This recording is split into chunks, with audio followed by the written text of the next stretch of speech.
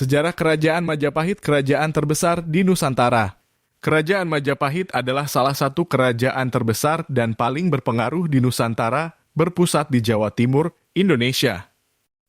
Didirikan pada awal abad ke-13 oleh Raden Wijaya, yang kemudian menjadi raja pertama Majapahit dengan gelar Kertarajasa Jayawardhana. Kerajaan ini mencapai puncak kejayaannya di bawah pemerintahan Hayam Wuruk dan Patih Gajah Mada pada abad ke-14. Majapahit merupakan penerus dari kerajaan Singhasari yang sebelumnya ada di Jawa Timur. Pada tahun 1293, Raden Wijaya, seorang bangsawan yang pernah menjadi menantu dari Raja Kertanegara dari Singhasari, memimpin pemberontakan yang berhasil mengalahkan pasukan Mongol yang dikirim oleh Kubilai Khan untuk menaklukkan Jawa. Setelah itu, Raden Wijaya mendirikan Majapahit dan memperluas kekuasaannya melalui serangkaian ekspedisi militer di Pulau Jawa dan sekitarnya.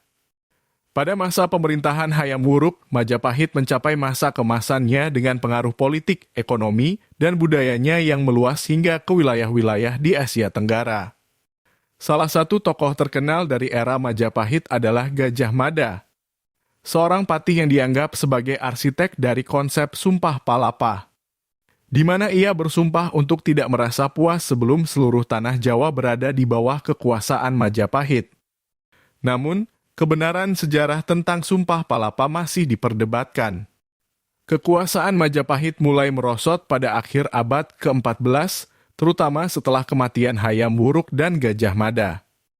Perselisihan internal dan serangan dari luar menyebabkan kemunduran Majapahit.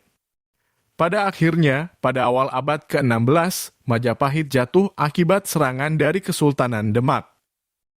Meskipun jatuhnya Majapahit mengakhiri masa kejayaan kerajaan ini, warisan budaya, bahasa, dan sistem hukumnya tetap berpengaruh dalam sejarah dan budaya Indonesia hingga saat ini.